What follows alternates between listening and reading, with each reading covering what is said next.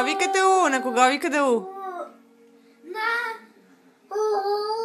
правителството.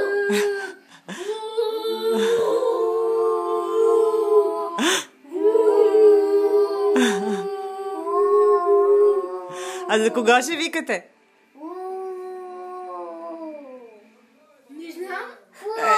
Сега за кого викахте? За Бойко Борисов. А за Бойко Борисов викахте!